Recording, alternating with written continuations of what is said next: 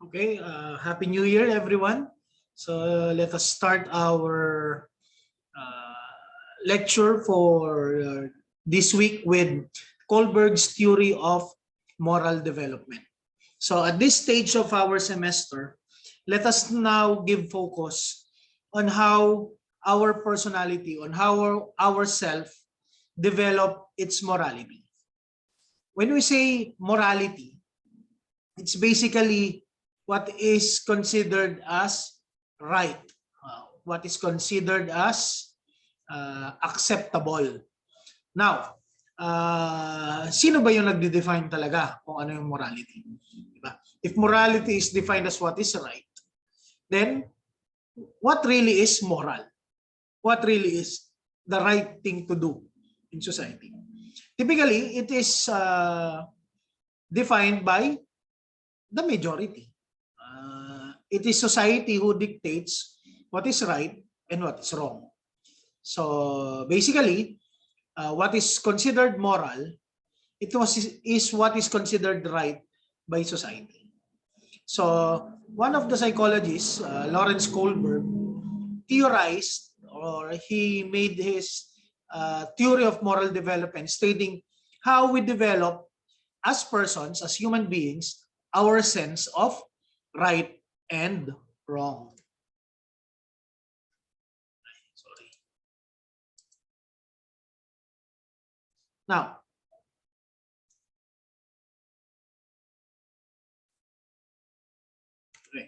moral development is the gradual development of an individual's concept of right or wrong, of his consciousness, of his religious values, of his social attitudes, and certain behavior.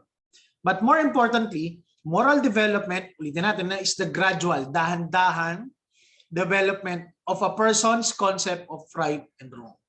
Ito yung natututunan natin kung ano yung tama at ano yung mali. Diba? Dito sa atin, parang bakit ba tama kapag nakakakita ka ng matanda, nagmamano ka? Diba? Bakit ba tama that if you talk to elder persons, you have to use po and opo?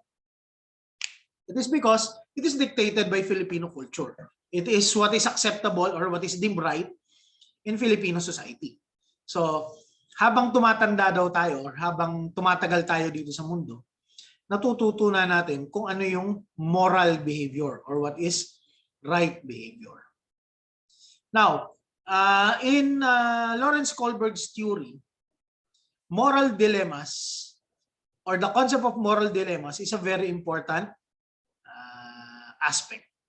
Now, what are moral dilemmas? Moral dilemmas is where you are faced with a situation where you have to make a moral decision. You have to either do the right thing or do the wrong thing. Yun yan. Either tama yung gagawin mo or mali yung gagawin mo. Sorry. Nagkakagulo ito. Now, complete the Robin Hood moral dilemma. Ano ba yung Robin Hood moral dilemma? Of course, si Robin Hood is the fictional character who steals from the rich and give to the poor. Ano daw yung dilemma doon? What he is doing is, or what his purpose is correct, parang tama naman yung purpose niya, but his method is wrong. Parang he wanted to help the poor people. But in doing so, he committed crimes by stealing from the rich. Para matulungan mo yung mahihirap, pag nanakaw ka sa mayayaman, the Robin Hood dilemma. So, yun yung sample ng mga moral dilemmas. Mamaya, after the discussions, we'll go back to the concept of moral dilemmas and how to solve them. Now, Kohlberg's theory is a stage theory. In other words, everyone goes through the stages sequentially without skipping any stage. Ano ibig sabihin ng sequentially? Parang ganito yan. Hindi ka po pwedeng maging second year kung hindi mo tapos yung first year. Hindi ka po pwedeng maging college kung hindi ka graduate ng high school. Hindi ka po pwedeng maging high school kung hindi ka graduate ng elementary. So on and so forth. That's sequential. So if we have different stages in the moral development of Kohlberg, of 6 stages, so you cannot go directly to level 4 or stage 4. Magsisimula ka sa stage 1, you have to complete stage 1 to be able to get to stage 2. You have to complete stage 3, 2 to be able to go to stage 3. Yun yung ibig sabihin ng sequential stages without skipping any stage. However, movement through these stages are not natural. That is, people do not automatically move from one stage to the next as they mature. In stage development, movement occurs when a person notices inadequacies in his or her present way of coping with a given moral dilemma. Ibig sabihin daw niyan, hindi yan automatic, not like several stages or several theories. According to Kohlberg, the moral development of a person is not a natural, we do not progress naturally. Sometimes daw, we are stuck at stage 1. Mula bumata ka hanggang tumanda ka, minsan talaga nasa stage 1 ka lang. Parang, you have to use the certain concepts on this stage every time that you are encountering a moral dilemma. You have two solutions to a problem. A correct one and a wrong one. Ngayon, depende daw kung nasang stage ka, kung ano yung gagawin mong choice or how would you resolve your moral dilemma. So, according to stage theory, people cannot understand moral reasoning more than one stage ahead of their own. For example, a person in stage 1 can understand stage 2 reasoning but nothing beyond that. Mamaya explain ko yun. Sabihin, pag nasa stage 1 ka daw, ganito ka kasi mag-decide. Pag nasa stage, although yung nasa stage 2 ka, naiintindihan mo sila, kaya lang, hanggang dun lang. Mamaya babalikan ko ulit yun. So the Kohlberg 6 stages is, first we have 3 categories. The pre-conventional moral development, stage 1 and 2. The conventional moral development, stage 3 and 4. And post-conventional moral development, stage 5 and 6. Now for level 1, pre-conventional morality or 0 to 9 years. Pero disregard nyo na 0 to 9 years. Sabi ko kanina, minsan kahit mamatay ka na, kahit 70, 80, 100 years old ka, nasa stage 1 na lang. Stage 1 is obedience and punishment. Especially common in young children. But adults are capable of expressing also this type of reasoning. At this stage, children see rules as fixed and absolute. Or persons see rules as fixed and absolute. They basically obey rules in order to avoid punishment. They determine a sense of right and wrong by what is punished and what is not punished. Parang, paano nila nalalaman kung ano yung tama, kung ano yung mali? O de kung pag naparusahan ka, mali ka. Pag hindi ka naparusahan, tama ka. Saan effective daw yan? Sa bata. Diba? O. Huwag kang malikot, papaluin kita. O, diba? So, ibig sabihin, na-associate niya na hindi siya dapat maglikot kasi pag naglikot siya, papaluin siya. Meron siyang punishment. Kaya nga, obedience and punishment. That is the lowest level of moral development. Why? Because why do we do the right thing? Why do we act morally? Bakit tama yung ginagawa natin? Only for the purposes of avoiding punishment. Unfortunately, may mga adults na matatanda na nasa stage 1 lang. Paano yung nasa stage 1 lang? They only do the right thing because of avoidance to punishment. An example. Why do you have to go to school? Kasi pag hindi ako pumasok, hindi ako bibigyan ng baon. Kasi pag hindi ako pumasok, mapapagalitan ako. Yun lang yung reason mo kaya pumapasok ka. Obedience and punishment. Bakit hindi ka nangongopya? Bakit hindi ka nandadaya samantalang ngayon, online? Kasi wala naman makakahuli sa'yo. Ito daw. Kasi po pag nahuli ako, baka makick out ako. Takot ako makick out. Takot akong mamaynusan. Obedience and punishment. Bakit hindi ka nagnanakaw? Why are you not committing crimes? Because if I get caught committing a crime, makukulong po ako. Stage 1, di ba? All you're doing is just avoiding punishment. Now, if that is your reason for doing the right thing, that means you are only at stage 1. Di ba? O bakit ka naglinis ng bahay nung wala sila nanay at tatay? Kasi lagot ako kapag hindi ako naglinis. Yun, di ba? Stage 1. Now, in stage 2, naively egotistical. At this stage of moral development, children account for individual points of view and judge actions based on how they serve individual needs. Reciprocity is possible but only if it serves one's own interests. Parang it is motivated by vengeance or an eye for an eye philosophy. Is self-absorbed while assuming that he or she is generous. Believes in equal sharing, that everyone gets the same regardless of need. Believes that the end justifies the means. Will do a favor only to get a favor. Expects to be rewarded for every non-selfish deed he or she does. Nasa stage 2 ka daw. Kapag yung point of view mo is that an eye for an eye philosophy. Ano yung an eye for an eye philosophy?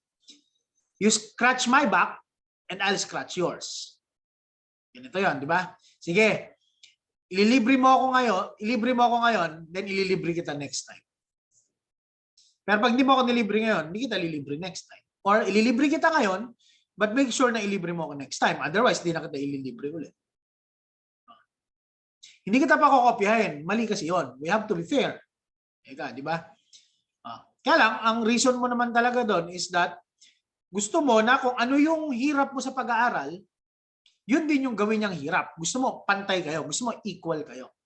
That is stage 2 development. Parang you have to do this because I do this. Kailangan tama yung gawin mo kasi tama yung ginagawa ko. Di ba? Kailangan pantay-pantay tayo. Di ba? Group work. So, dapat yung ating gagawin, kahit na kaya kong gawin lahat yan, dapat hati-hati tayo because that is what is fair. Di ba? Pag merong ayaw ng equal sharing, ng eye for an eye philosophy or pantay-pantay, doon medyo na sila. Parang na-agitate sila.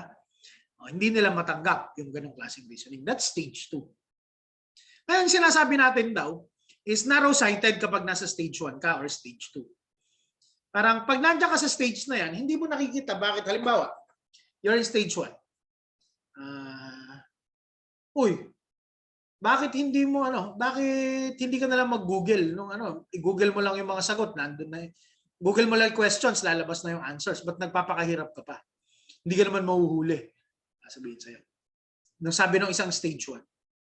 Bakit niya ginagawa yung nag-Google siya ng sagot? Kasi nga, hindi naman siya mahuhuli. So, he can avoid punishment. Yung nasa stage 2, hindi niya ginagawa yon. Why? Because iniisip niya, dapat kung ano yung effort niya, yun din yung effort mo. Ngayon, kapag si stage 1, nataasan si stage 2, si stage 2 nagagalit. Why?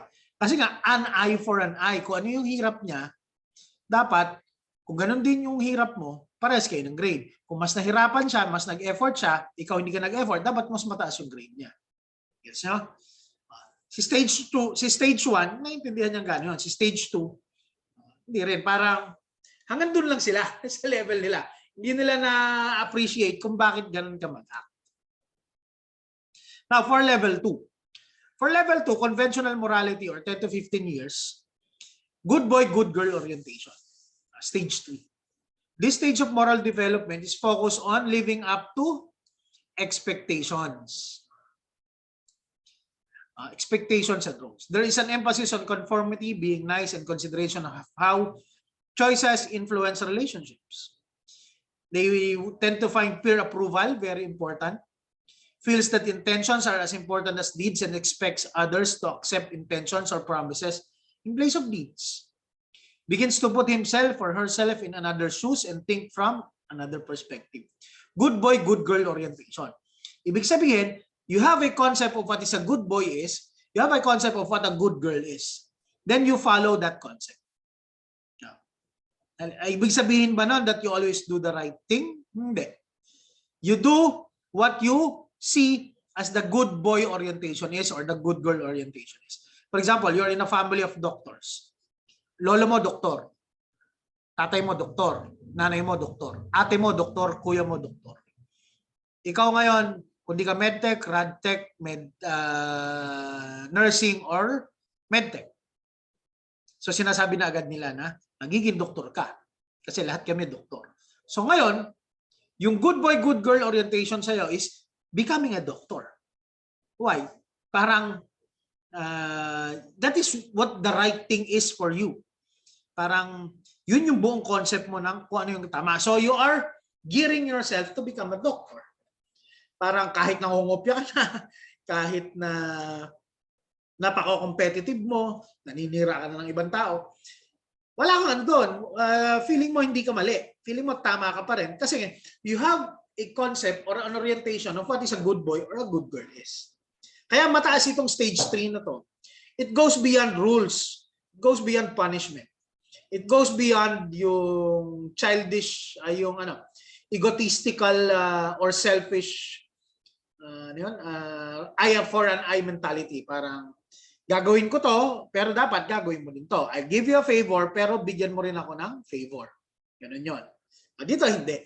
Kung ano yung iniisip mong tama talaga, parang dapat ganito nag-act ang isang tamang tao, isang moral na tao. Yun yung gagawin mo. It is a concept. It is an orientation. Stage 4 naman is law and social order. At this stage of moral development, people begin to consider society as a whole when making judgments. Hindi na iisa lang. Tinitingnan niya na lahat. The focus is on maintaining law and order by following the rules, doing one's duty, and respecting authority. Is a duty doer who believes in rigid rules that should not be changed. Ito yung talaga. Dito yung nagagalit sila kapag medyo may pagka-obsessive compulsive. They respect authority and obeys it without question. Parang minsan sa religion, di ba? Kung ano yung tinuturo talaga, yun yung talaga. They hold it as Bible. They hold those as sacred. So talagang without question, they really follow authority figures. Supports the rights of the majority without concern for those in the minority. It's part about 80% of the population that does not progress past stage 4. About 80% daw, sagad na ng populasyon ng tao sa buong mundo hanggang stage 4 lang. Parang law and social order. Ito yung pag sinabing bawal, bawal.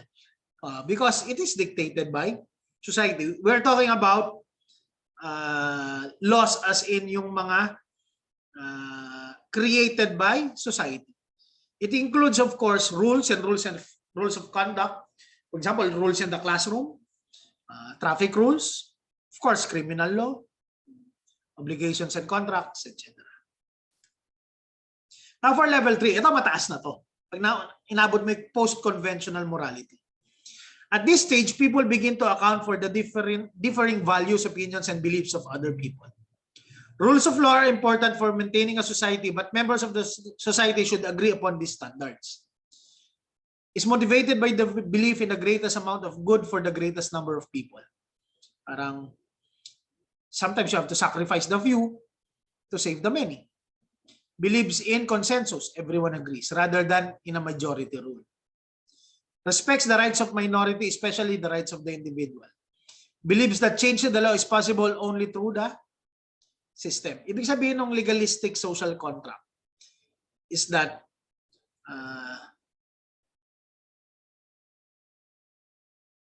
dapat daw we follow certain rules, diba? But these rules should have been accepted by society in general. Hindi lang basta majority rule. Ano ba kasi ibig sabihin pag majority rule? For example, 10 kayo. Diba? 3 yung choices.